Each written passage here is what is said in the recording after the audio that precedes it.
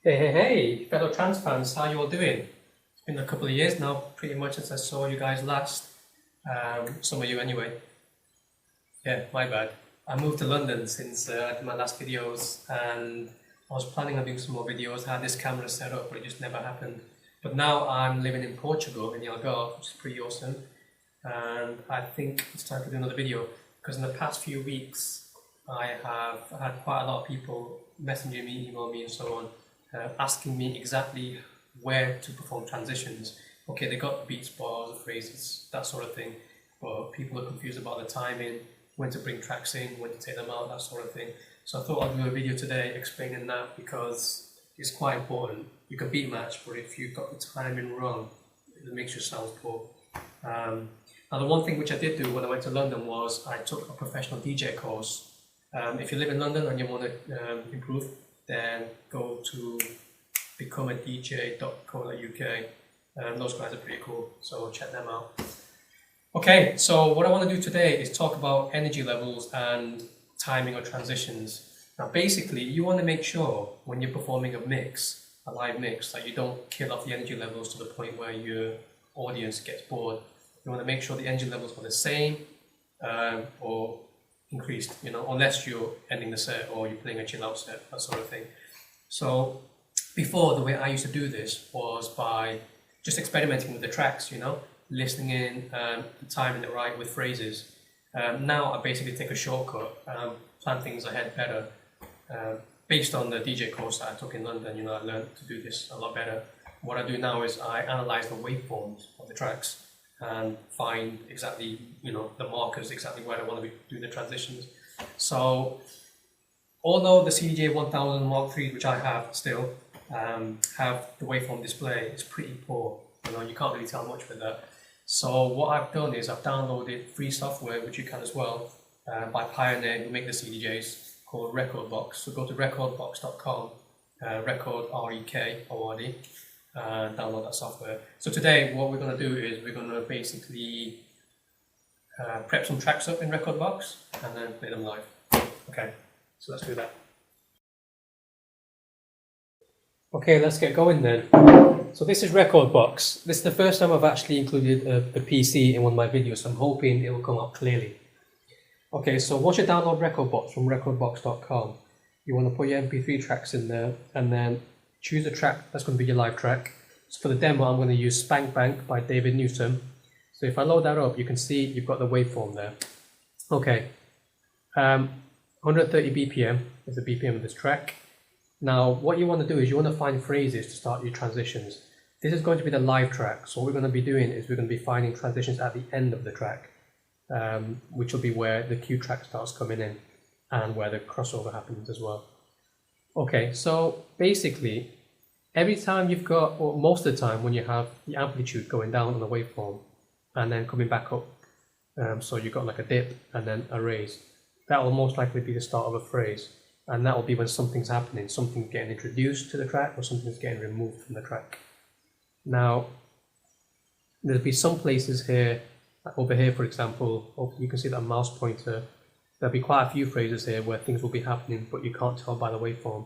That's because the beats will still be there and there'll be a few instrumental changes which you can't tell by the amplitude levels. So just to confirm then, just to clarify, what a waveform is, it's basically your energy levels, the amplitude levels of the track. So the higher the bar over here, the louder the track and the more things going on. Okay, so I'm going to play this and I'm going to show you some of the phrases that I'm talking about. So, okay, you've got a silent spot there, the breakdown, and something comes in afterwards, so let's hear what that is.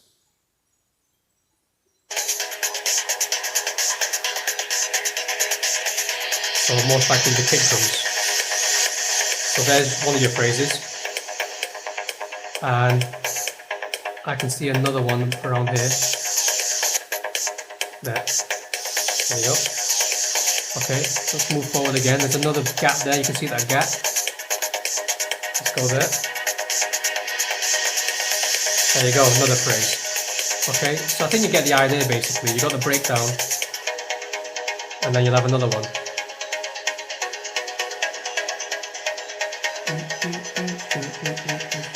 One more bar. There you go. Okay. So what am I doing then with this information? Basically, I want to find one of those phrases where things start dying down and where the energy levels drop, which is when I know the new track needs to be coming in. So I'll be looking at the end of the track. So you've got a breakdown here. So more than likely, it will be after that. So let's hear the first build up just after that breakdown and see what it sounds like, what the energy levels are like.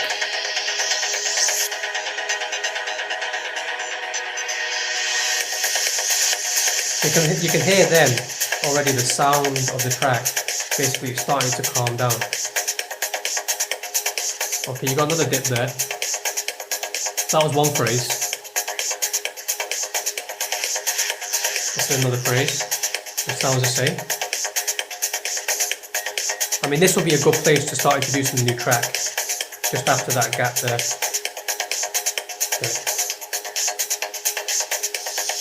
Okay, now I don't know if you could tell in the video, but then the energy level dropped even further then. Something was removed there. But you can see over here, after that breakdown, that will be a good position to bring the other track in. And then after two phrases, where you've got that other gap there, that'll be a good position because the energy levels are just dropping big time there. That'll be a good position to transfer onto the new track. So that'll be the main track though. Okay, so that was at, okay, let's do time spent. Okay, it's gonna be around 5:56-ish. 5:58. Okay, so 5:58 is when we want to introduce a new track. And then, after two phrases, around 6:28 is when the track switch over. Okay, so that's, okay, remember that information. Now let's go to the cue track. For me, it will be Downhill by Cold Blue. Okay, similar kind of tracks.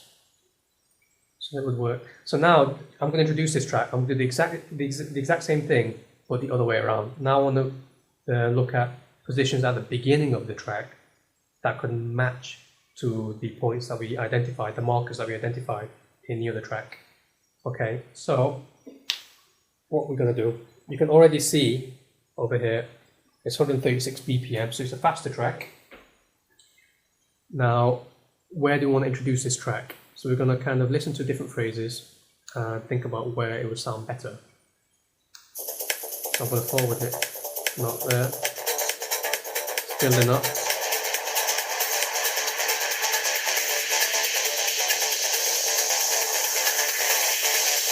Okay, after the breakdown. So that phrase there, this could be a good place to actually bring the track in. That was 58 seconds, I think, or 56. 56 seconds, okay? So that 56 seconds is going to map onto that first marker we had where we introduced this track on top of the other track. And then remember we had two phrases before we killed the old track off. So we have to do the same thing here now. Count for two phrases, and hopefully that'll be a good place to actually kick this track in. Okay, it's coming up to two phrases. There you go. So when that melody comes, that'll be a good place to actually bring this in and make this a live track. So already this is easy. Now we've got two phrases. We've got 56 seconds and somewhere over here, which was,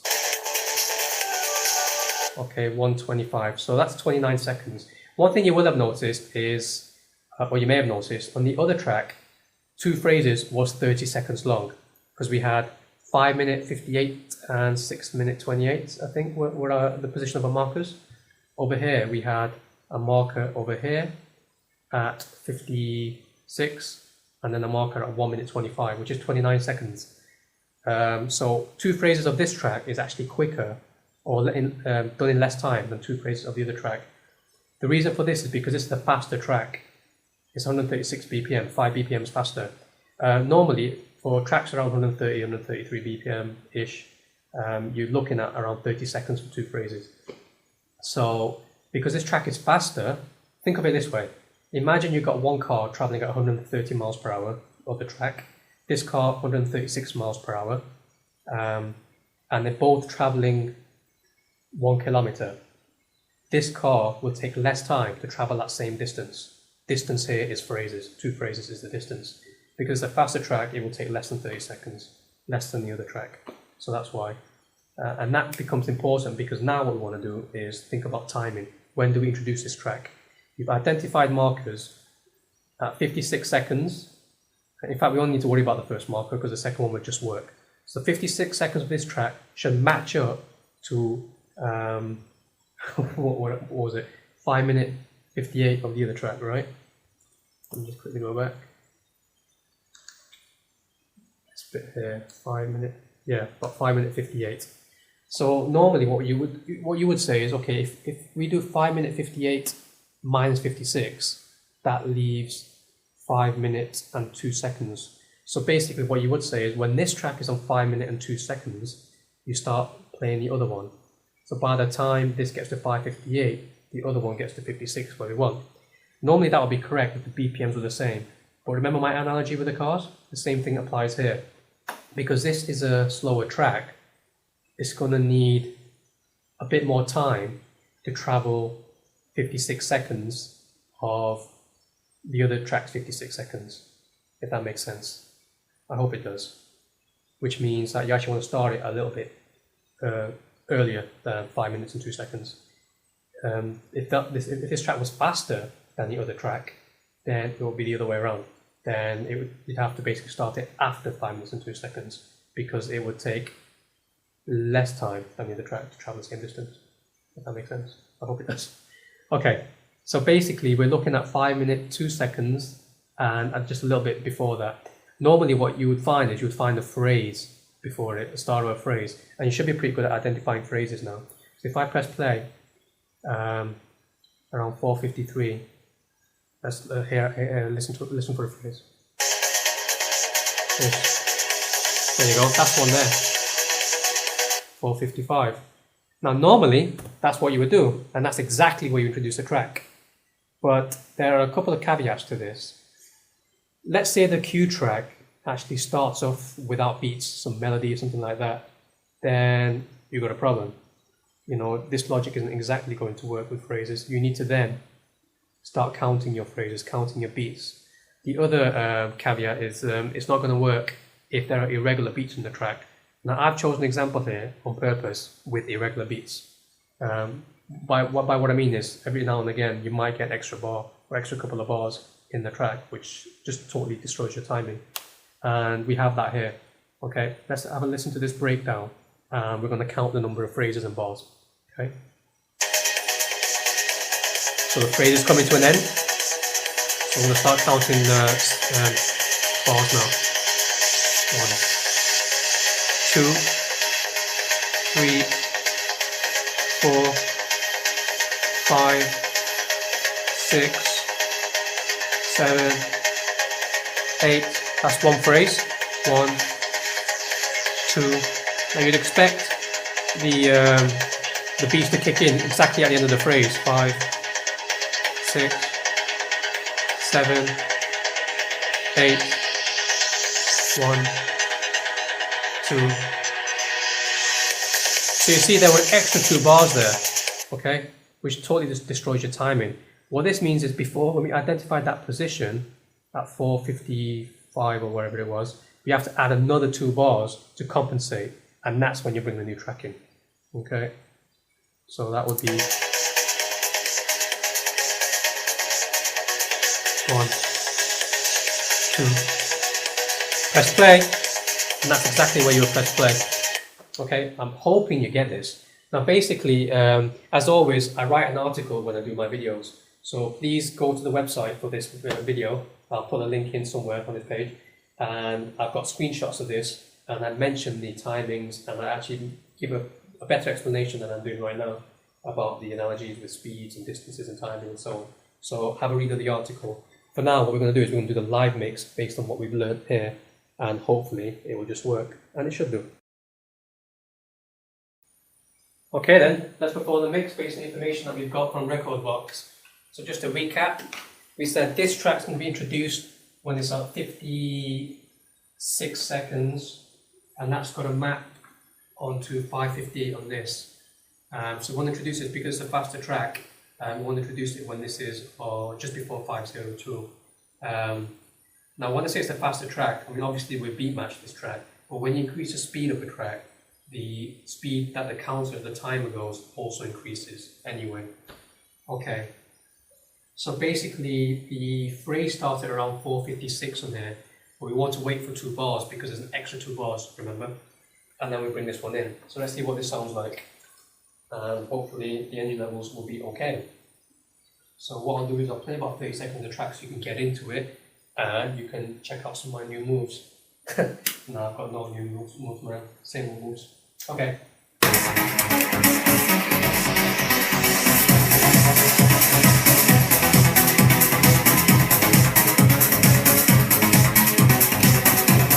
So this was at the beginning.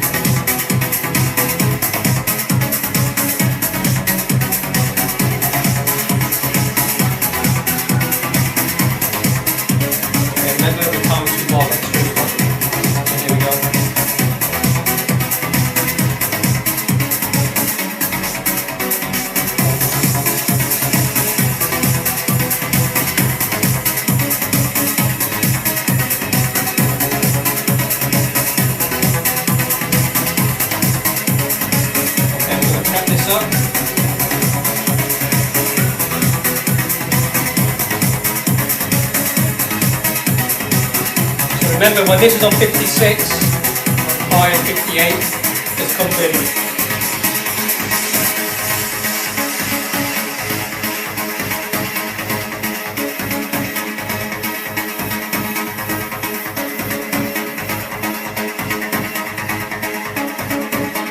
And then we play for 2 phrases, and then bring it in fully, cross it over.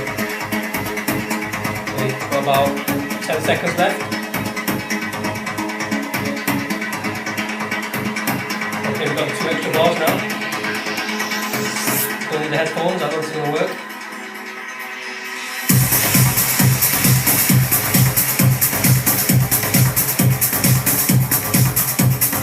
Energy levels are still the same, higher.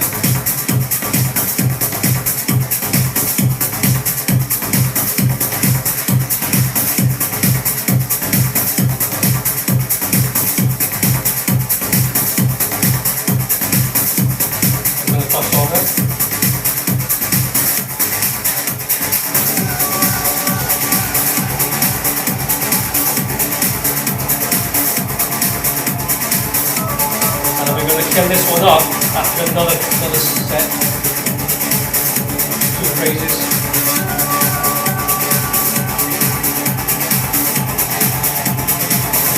There we go.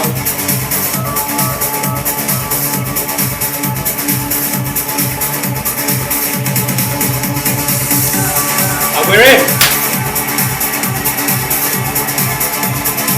Yeah, man. And there you have it. It worked. You know, hopefully it sounded as good to you guys as it did to me. Right, let's move the camera, sorry. Okay. So basically, play around with the timing. Okay, if you've got any questions, because I know it's a little bit confusing, but if you've got any questions, then just let me know on this YouTube video, or just send me an email through the website.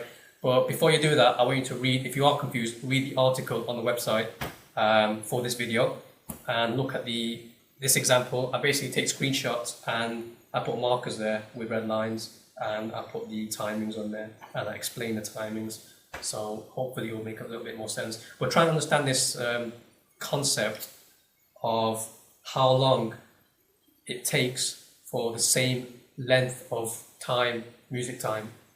Okay, let me rephrase that. Okay, so for example, the first track, it took 30 seconds to traverse 2 phrases, whereas the faster track took 29 seconds to traverse 2 phrases. For the first track, we had to start it before time we thought we had started because it was playing slower. So try and understand that and get that into your head, because then it'll make it easier for you to start timing things in real time when you do stuff. Until then, yeah, just keep on practicing. Who knows when I'll do another video. We'll see. I might do one before the end of the year, I might not, you know. But the next one I think is going to be on EQs, because I was using all the EQs there. I've started using all the EQs, so I might talk about that one. Yeah man, enjoy. See you later.